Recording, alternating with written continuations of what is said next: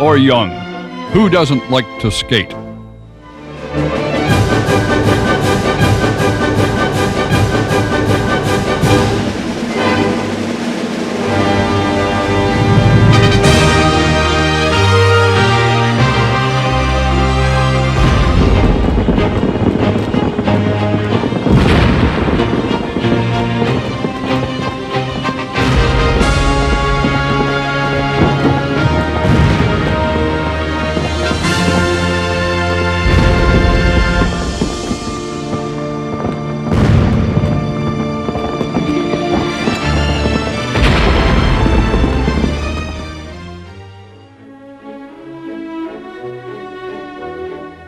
The International Skating Union has been in existence 100 years.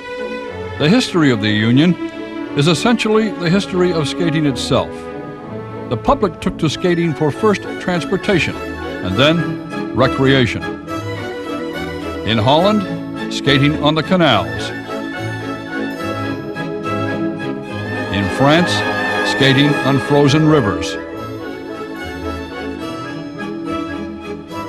Style counted even then. Skating in Russia, in a Moscow park.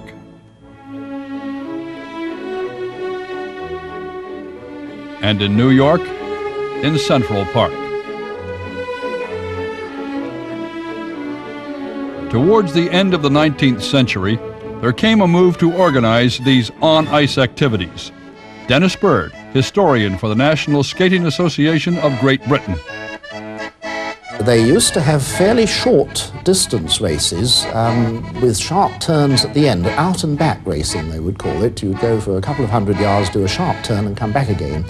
Now in 1890 we got together with the Dutch and we held the first international speed skating event for the Prince of Orange Bowl, and this was on British rules with this short out and back, and the continental skaters were horrified at this. They were used to great big ovals with curves at the end and so on, and they didn't like our style of skating. So a couple of years later, 1892, the Dutch took the lead and they thought, well, again, we, like the NSA, we need a body that will control speed skating properly, a set of internationally agreed rules. So they wrote to a number of countries, of whom we were one, Sweden, Hungary, Austria, Germany, and so on, and said, will you come to a meeting in Scheveningen in Holland in July 1892, and let's talk about setting up an organization to control skating worldwide. And that became the International Skating Union. The first president was all-around sportsman, publicist, and journalist Willem Pim Muller from the host country Holland. The world of the International Skating Union began with national associations from Holland, Great Britain, Germany, Austria, and clubs from two countries, Sweden and Hungary. This charming youngster is Axel Paulsen, the son of an affluent family from Christiania, Norway, or as it is known today, Oslo. Paulsen was one of the early geniuses of skating, famous as both a speed skater and figure skater. This is extremely rare footage of the early master.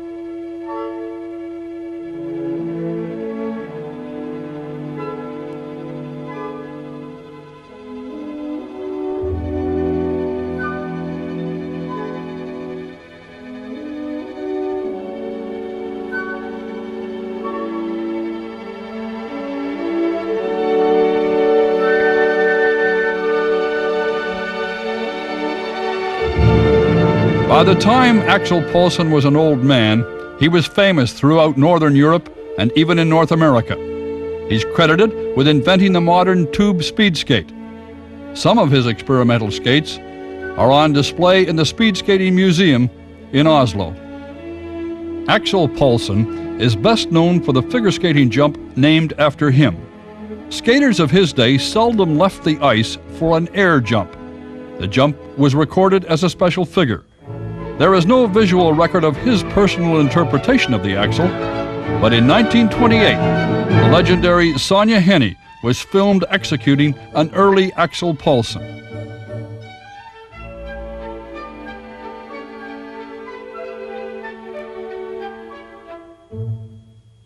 To give an idea of the technical progress of the axel, this is the Viennese champion Karl Schaefer, who in 1936 was doing the jump faster and turning more efficiently by staying straighter in the air. In 1948, Dick Button of the United States doubled the axel.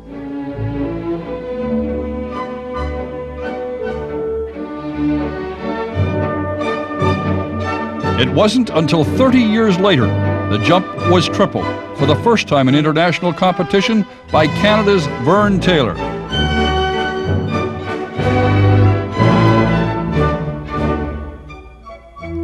Midori Ito displayed how far ladies figure skating has advanced when she completed the triple axel at the Worlds in Paris in 1989.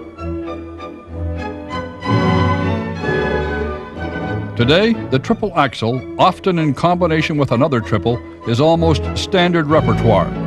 The big jumps represent today's skating. At the turn of the century, skaters were concerned with what they did on the ice. The consummate expert was a Russian, Nikolai Kolomenkin.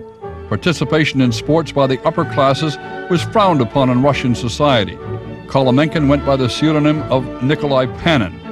Panin, as a figure skater, devised these sophisticated special figures.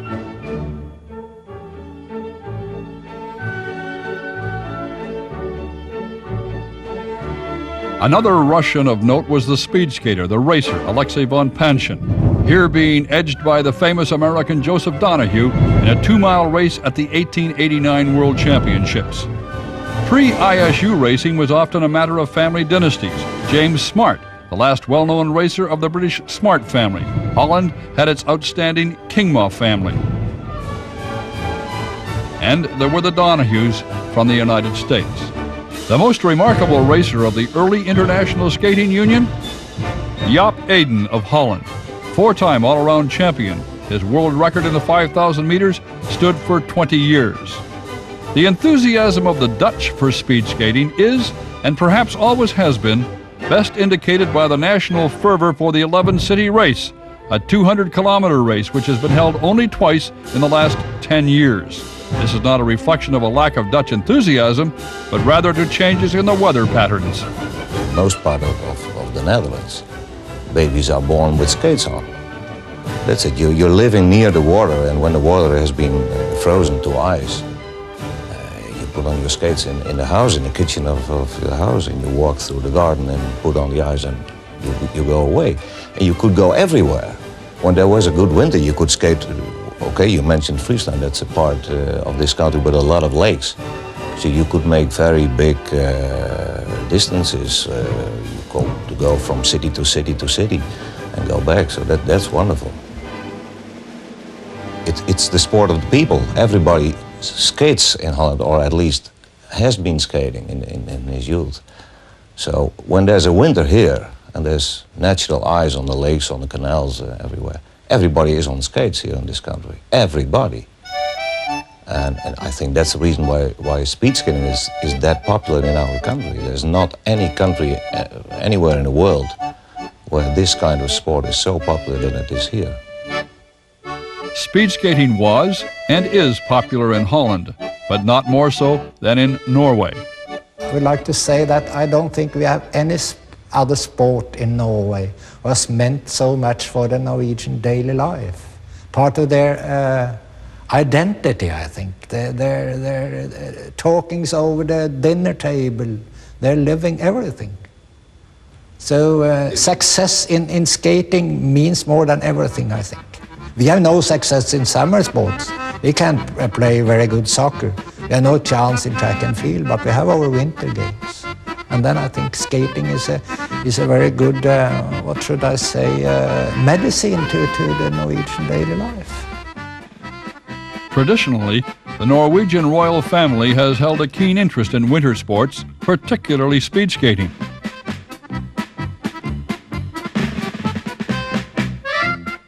On the other hand, figure skating tended to develop in other European centers like London, England.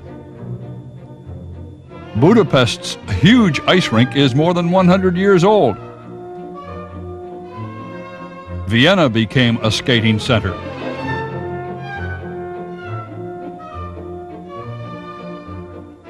Jackson Haynes, who won a United States championship in 1864, arrived shortly afterwards in waltz-mad Vienna. But he wasn't really regarded very charitably by his peers in the old American style of skating, which was strictly drawing diagrams on the ice, and he didn't like that.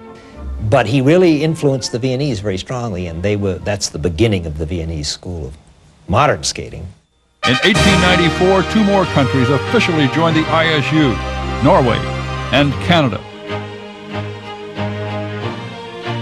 One of the original Congress members, Victor Balk of Sweden, became president.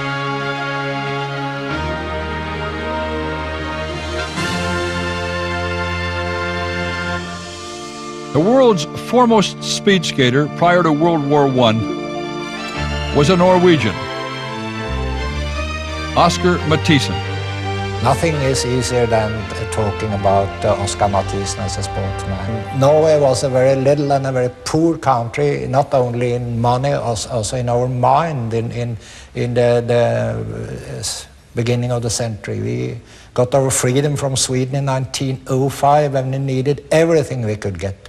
And Oscar Mathisen was the one who gave it to us, I think.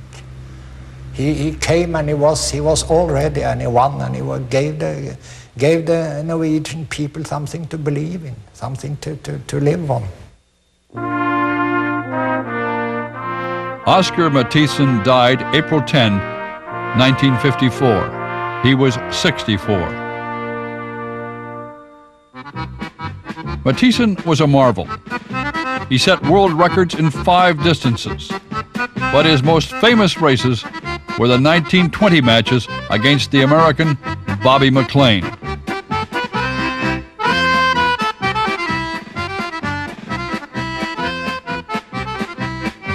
Today, it is hard to imagine crowd fervor like that which engulfed the two racers.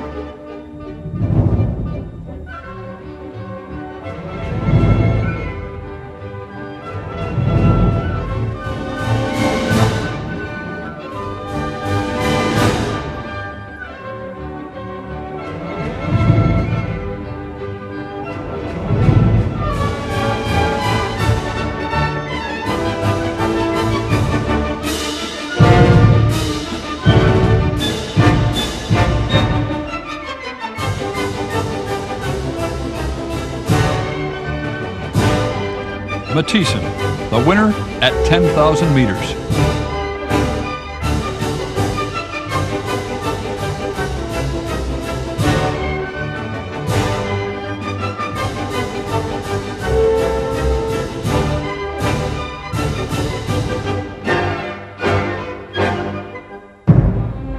The dominant male figure skater prior to the First World War was a Swede, Ulrich Salchow. Well, you know, the irony of Salchow is the jump is what he's remembered for. He was not a good free skater. He was far better as a figure skater, and what he was really known for in his day was the Salchow rocker, which is a form of rocker in which you put the foot behind after the turn. There is no known skating film of Ulrich Salchow, but another famous person from the time is Norval Bapti, shown attempting a double Salchow.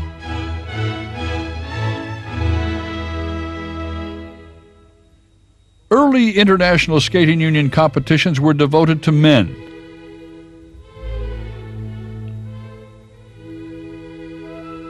This English lady, Madge Sayers, changed that. The great time for her was 1902, when the ISU allotted the World Championships again to London. And you have to remember that in those days it was just the World Championship. Nobody ever thought about women taking part. It was just the World Championship, so there was no rule saying that it had to be men. Nobody ever thought a woman would dare. And she beat all the men except one, Ulrich Salchow, and some people say that it was only because she was a woman that she wasn't allowed to beat him. Well, I don't know about that. Salchow was a great skater. Before World War I, 4 more countries became part of the International Skating Union family. Finland in 1908, along with France. And in 1911, Switzerland, with Denmark joining in 1913. Gillis Grafstrom, artist, and skater, the Apollo of skating. His wife remembers affectionately. My mother was interested in skating, and she skated. And through her skating, she got to know Grafstrom. And he skated in Berlin because he studied in Berlin, I think German and so on. At that time, you had to know German.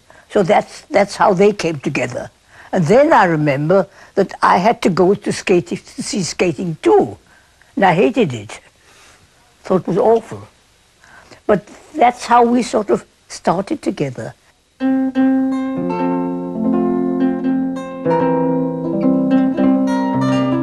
To baby, that's me. To baby in memory of St. Moritz, when times seem flying faster still than your Achilles on his skates. That's for me, that's mine. Yes. He was very charming to look at and altogether. To see Gillis Grafstrom skate was to never forget. Former world champion Cecilia College. He was the most an artistic skater I've ever seen in my life. He was absolutely extraordinary. And his musicality was absolutely amazing. He always picked, say, a tango or something of that sort, or a waltz, and he would really dance it. Beautiful, beautiful thing, two beautiful ideas. What he did with a candle in his hand, he went to the big ice rink in a stadium in St. Moritz, the young Downs, down in the middle of the night, skated the figures, and just found the way he should go and test, and then in the morning he went to see what he created.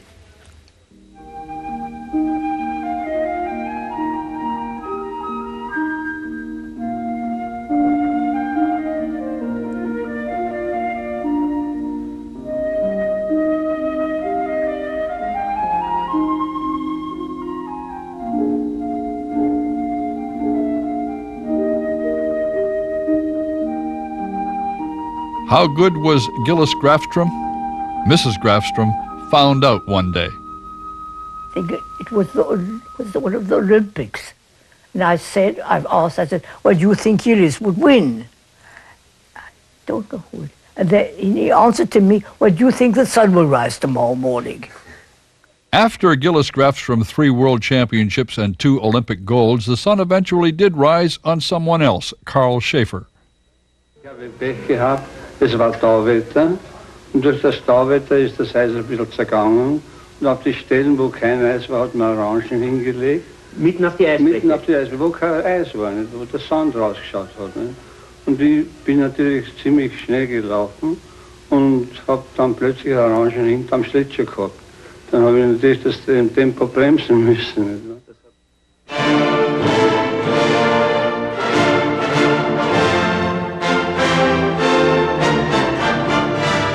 The little flags on the ice mark the soft and sometimes bare spots.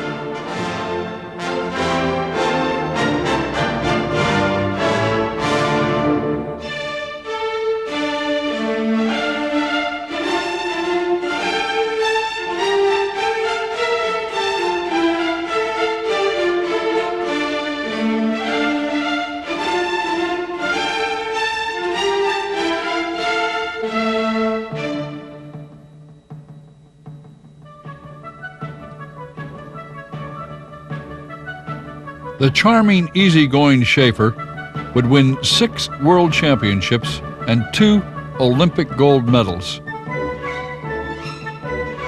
An Austrian lady who won 2 world championships as a pair skater in 1925 and 27, Herma Zabel was also the lady champion of the world 5 times, Olympic gold medalist in 1924. Genau wie jetzt, nur dass wir nicht so schön angezogen waren wie jetzt nicht. Jetzt haben sie doch alle gleich angezogen und wir haben halt jeder angehabt, was wir gehabt haben. Aber wir waren vier Leute. Mein Vater, der mich überall begleitet hat, hat die Fahne getragen und unser Trainer, der mit war, der hat diese Tafel mit Austria getragen. Da waren wir 4 Leute und haben 4 Medaillen nach Hause gebracht. Opening ceremonies at Olympic Games, as well as all skating competitions in the first decades of the International Skating Union's existence, were on a more modest scale. But it was thrilling to meet competitors from other countries. Ich war halt ganz fasziniert von den Amerikanerinnen und Kanadierinnen, die haben wir doch nie gesehen vorher, nicht wahr? Wir waren doch nur in Zucht, und dass ich fast vergessen hätte, selber zu trainieren. Herma Sabo was an innovator. She shortened her skirts and was the first lady to do the axel jump.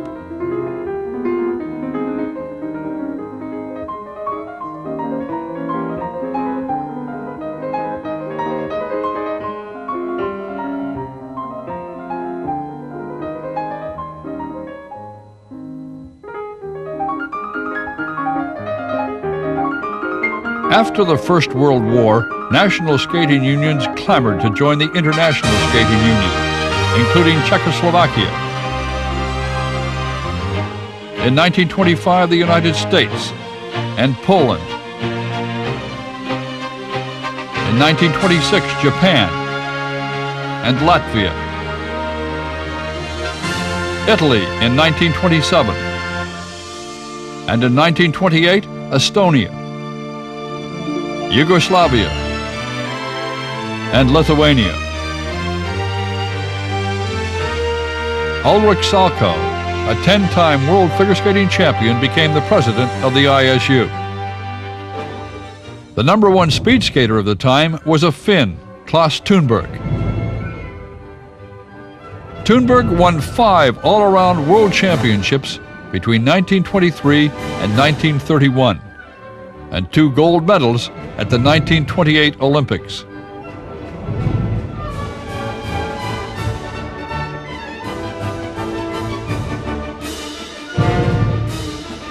Klas Thunberg refused to compete in the 1932 Olympic Games in Lake Placid.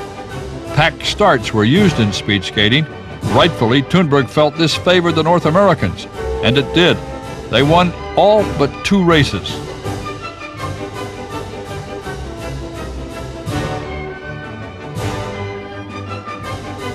The Lake Placid pack start races are perhaps the most infamous races in speed skating history. The next year, pack starts were abolished.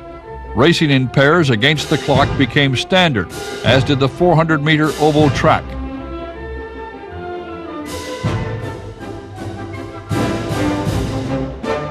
Obviously, races were held for women, but as in figure skating, formal rules were not established for women until late in the 1930s. The first International Skating Union World Championships for women were held in 1936 in Stockholm.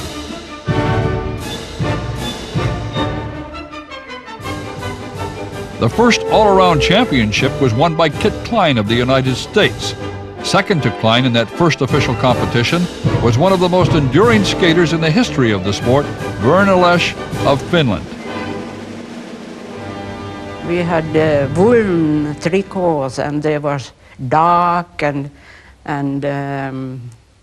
but I started with colors in my tricots, so I changed every year different colors, but they were woolen, thick woolen.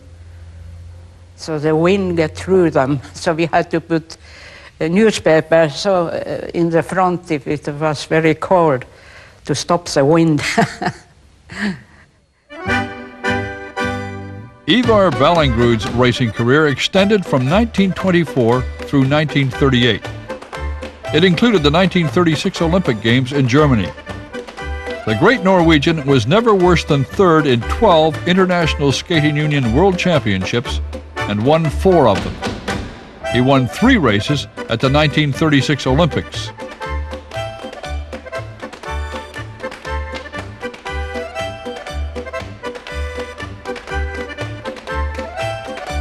Training in those days was less intense than it is now. Det var noe, eftersom vi hadde tid til det. Arbeidet la jo beslag på den meste av tiden vår. Ja. Og vi holdt jo på, sprang litt om høsten, hver for oss. på våre hjemsteder.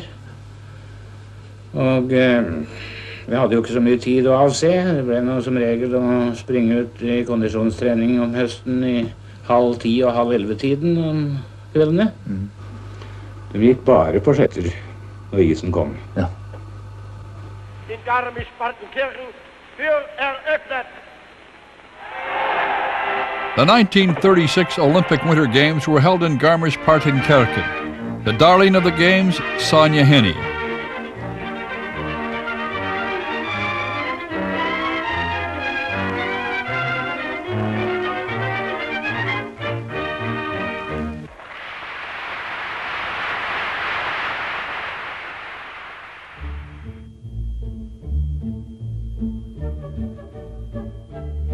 Sonja Henie, here with her father and family, made her international debut at the 1924 Olympics in Chamonix, where she placed 8th, and the World Championships in Oslo, where she finished 5th. She was 11 years old.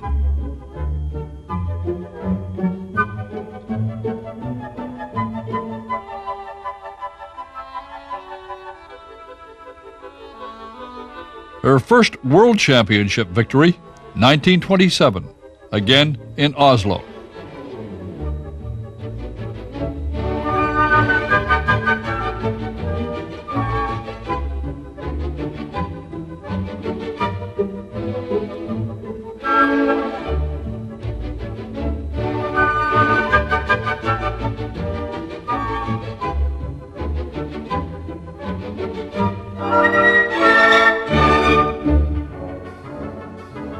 Sonja Henie eventually won 10 World Championships and 3 Olympic golds. A distinguished career.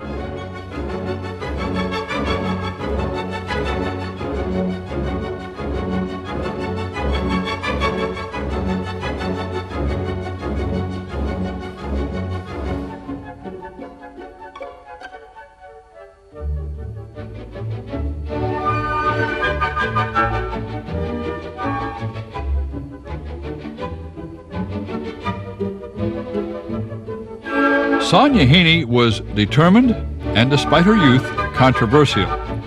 Prior to Henie, the foremost ladies champions were Hungarians, Lili Kronberger and Opika Mere Horvath, and the Austrian Herma Szabo.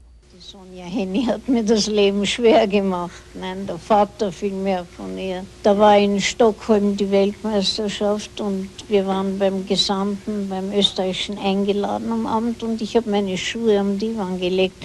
Und den nächsten Tag war die Konkurrenz und ich mache den ersten Schritt am Eis und die Sohle fährt mit dem Schlittschuh davor. War das mit einem Rasiermesser die Sohle durchgeschnitten, nicht wahr? Das war nicht schön. Also among those skating against Sonja was Great Britain's Cecilia College. She was just sort of above everybody else. I mean, there was, as I said, there was Sonja and then there were the other skaters.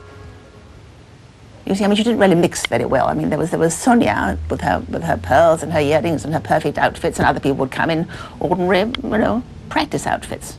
But she was always perfectly turned out and with always a different dress practically every day. It was simply astounding. And she, of course, whenever she had white boots, then the next day everybody else would come out with white boots. She had brown boots, everybody else would come out with brown boots the next year. I just thought Sonja was Sonja. It didn't really upset me very much. But I would like to have beaten her, I must say. Sonja Henie went on to Hollywood. Her movies made figure skating extremely popular in North America.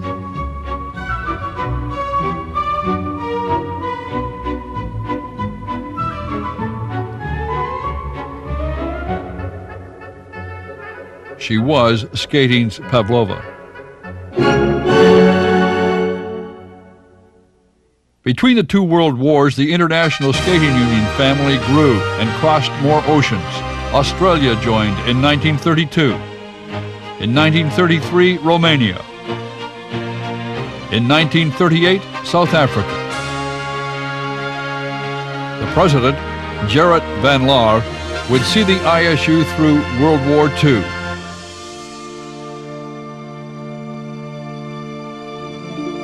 In England, two young women had a fierce rivalry.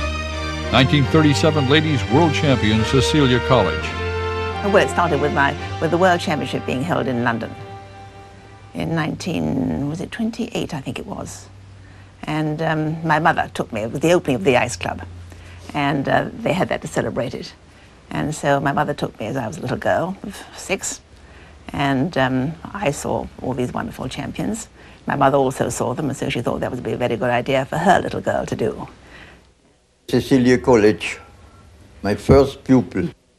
She was heart and soul devoted to skating.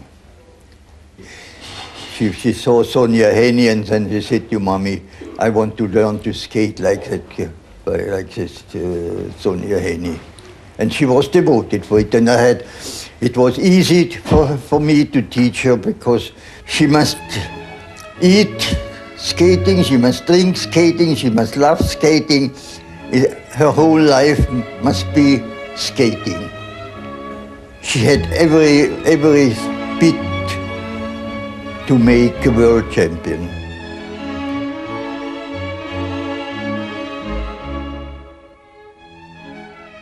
Pre-war figure skating in England was mainly for high society. But Phil Taylor, a show skater from Canada, taught his daughter Megan.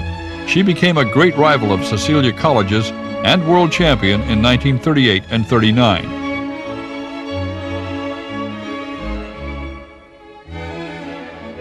The original English style of skating was very different from the skating practiced on the continent. More for participants than spectators, the formal style is still practiced today in England. I would say I was responsible to have changed the theory of figure skating completely, boiled it over. You see, there was an Austrian, a very successful system, the so-called hip against shoulder. And I was taught originally that system too. But I felt it was no good. And then when I really looked into it, I had the luck to see the old English-style skaters who were closed arms, closed legs, and quick turns. I saw that in Richmond, in England, and I changed completely over. And my body preparations for all the turns, instead of being blocked here, went right down to the sole of the foot.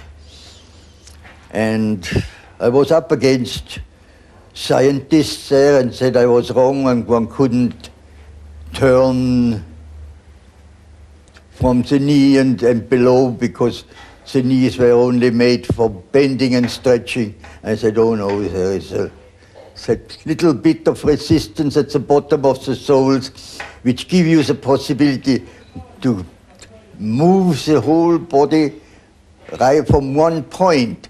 So if you move that very little, on top it moves still as much as necessary.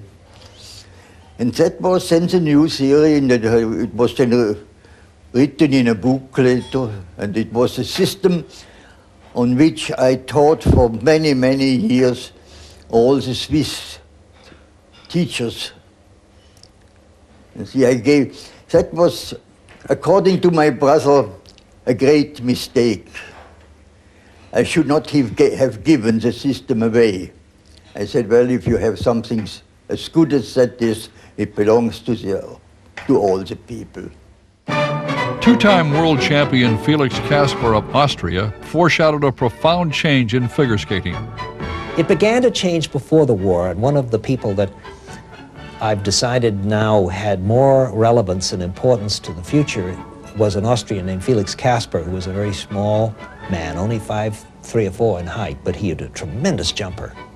He could do a single axle, which of course, I mean, I'm sure he could have done a quad easily, because we measured him in 1938 doing a single axle that was 27 feet from takeoff to landing, and he was above the barrier. He's like Ito.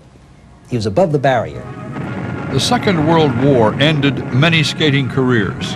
A former speed skater of note, also a very fine figure skating jumper, the English athlete Freddie Tomlins was among those killed in action.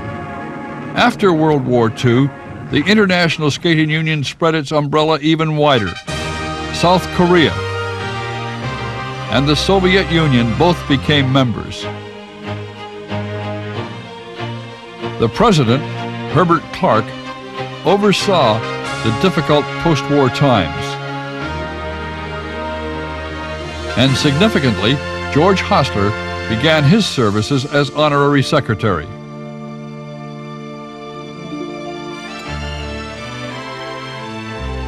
North America was about to make its mark in international figure skating. It wasn't, however, without a European influence. The Czechoslovakian teacher Otto Gold practiced his craft in Canada. Otto with those piercing black eyes, and one thing I can remember when I was having flats in my threes, I was probably 10 years old, and he said, "I will not put up with this. You will go home and write out 100 times. I will not have flats in my threes." So I went home and scribbled it and brought it the next day, and he said, "That will not do. I want it neatly." So I had to do it all over again. This was Otto. Everything was precise and right, and he didn't like you, when you were free skating, to put showmanship into it. In fact, he'd take off his gloves and throw them at you if you would try to maybe show a little emotion or something. He was everything down the line and everything very factual. Great school figure teacher.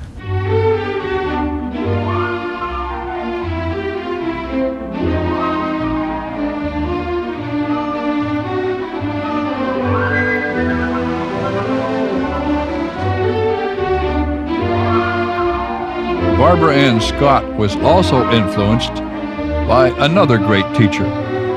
I walked in there and this girl was just so far above anything I had seen. I didn't have anything I had to contribute to her except the musical and interpretive skills of show business, costuming, and how to set up her choreography. Sheldon gave me a new program where I could show emotion and interpret the music, and of course had several cuts in the record and change of pace. And one of the great things about Sheldon was that he would skate with you, and he could teach by example because he just passed his gold test and he was a skater himself. So as you do with a pair partner, you feel the edges or the movement from the one you're skating with. And so I think Sheldon helped me in that area a great deal, in many areas. Delicate and accurate. Barbara Ann Scott was a summation of skating to that time. World and European ladies champion in 1947 and 1948, and also Olympic champion in 1948. Hans Gerschwiler won the 1947 World Men's Championship, but Jacqueline Dubief, the 1952 ladies champion, describes the post-war period. The big revelation was Dick Button when he came. And he was at the time in competition with Hans Gerschwiler. Hans was Swiss originally, and he was a nephew of the two big trainers, Jack and Arnold Gerschwiler. And he was a very classical skater, very pure, but very classical. And when Dick came from the States, it was much more free, it was much more exciting. He was jumping much higher, doing things much more difficult with a bit of fantasy. And it was a different world.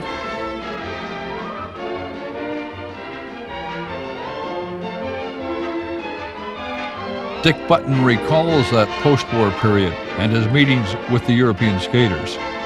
We hadn't seen Hans Gerschwiler or Graham Sharp or any of the great lady stars. We had seen Sonja Henie in her tours, but that was not quite the same thing. We didn't know where skating was going. We were where skating was going, but we didn't know it at the time. It was a wonderfully exciting period, going to Europe and seeing suddenly the breadth of what skating was in Europe.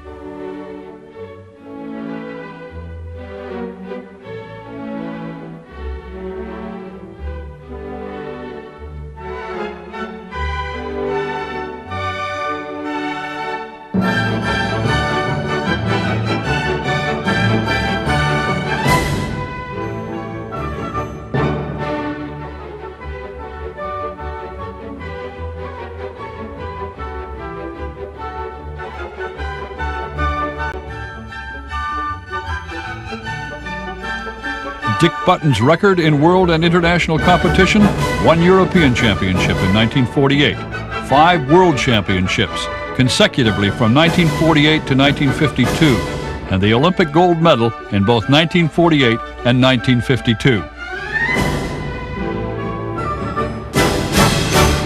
Dick Button owes a great deal of his success to coaching by Gus Lucy, a contribution also recognized by Arnold Gershweiler. I think Gus Lucy did a great deal in the jumps. He produced Dick Button and Eileen Say, and for us it was a revelation to see that. And then we gradually had to study it, how they did it. And it took us 2 years to find the method. The first time we saw that they crossed the legs in the air. That was the first thing. Although Aya Verezanova was Czechoslovakian, her teacher was the Swiss, Arnold Gershweiler, and she trained in England. Figure skating was becoming more international. The compulsory marks still counted for 60% of the total marks. A pupil of Jacques Gershweiler, an exemplary schools figure skater, Jeanette Altwig of Great Britain.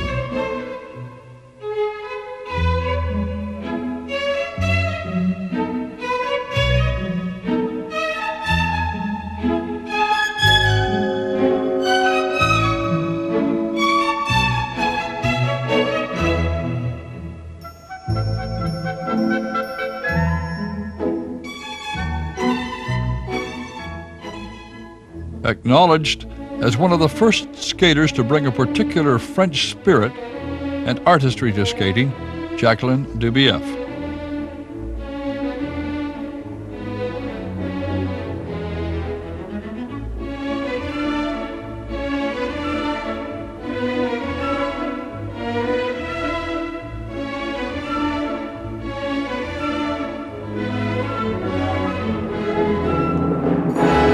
And Germany's Gundi Busch also won a world title, the last European to do so in many years, as ladies from the United States began to dominate the international scene.